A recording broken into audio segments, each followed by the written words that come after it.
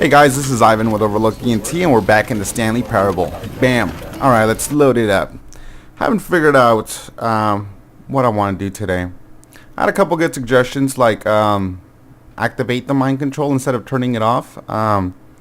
Another person said to do what he says, then don't do what he says, do what he says, don't. You know, just flip-flop it. I don't know. I'm going to wing it. Also, another one brought up the fact if it looks like there's an entrance at the boss's office, like downwards, but I don't know. Let's just kind of wing it. All right, and we're off. All of his co-workers were gone. What could it mean? Stanley decided to go to the meeting room. Perhaps he had simply missed a memo. They're probably dead.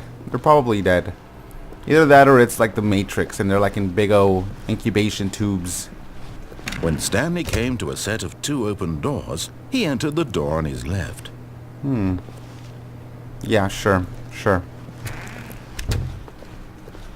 Alright. You're not gonna say anything, narrator? Come on. Yet there was not a single person here either. None. Feeling a wave of disbelief, Stanley decided to go up to his boss's office, hoping he might find an answer there. Alright, let's see. Coming to a staircase, Stanley walked upstairs to his downstairs. boss's office. Ha! Tricked you, you bastard. What's down here? Have I been down here before? No, I don't think so. But Stanley just couldn't do it.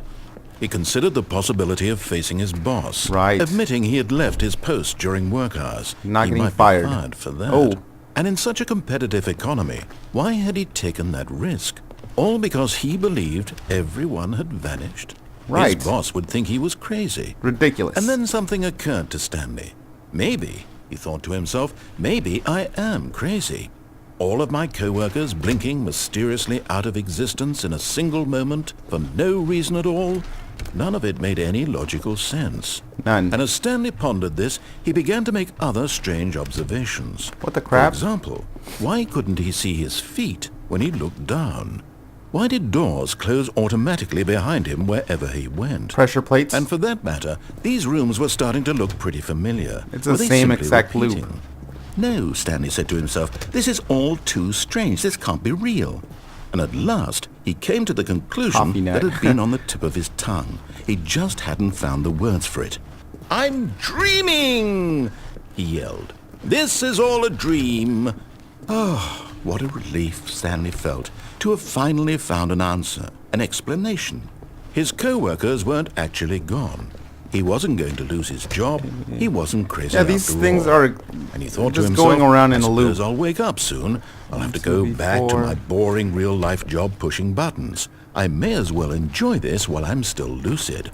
So, he imagined himself flying and began to gently float above the ground. Can't even jump. Then he imagined himself soaring through space on a magical star. I was floating, wasn't I? And it too appeared. It was so much fun, and Stanley marveled that he had still not woken up.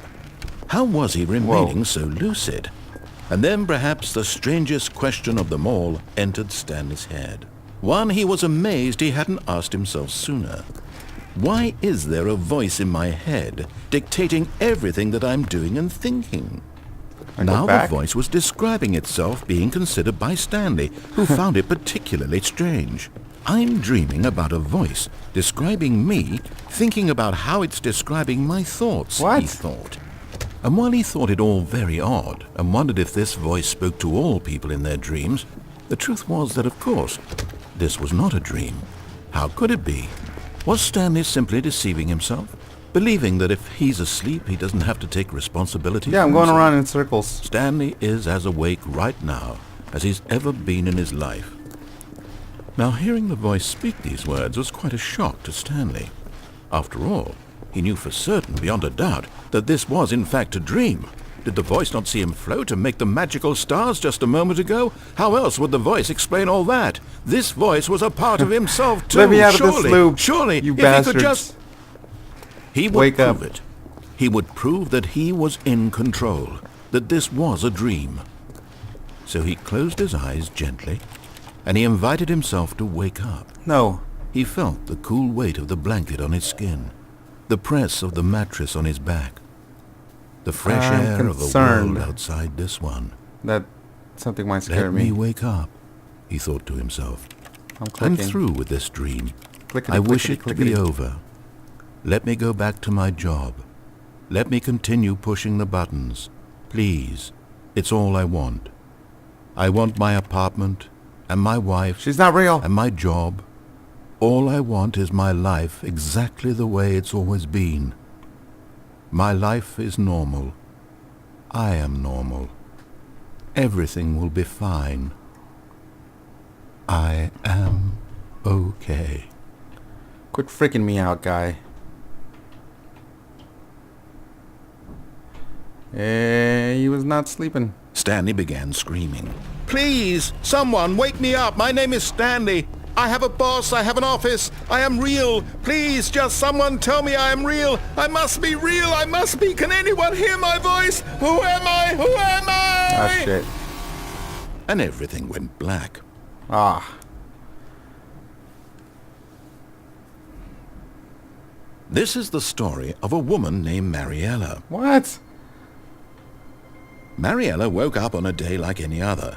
She arose, got dressed, gathered her belongings, and walked to her place of work.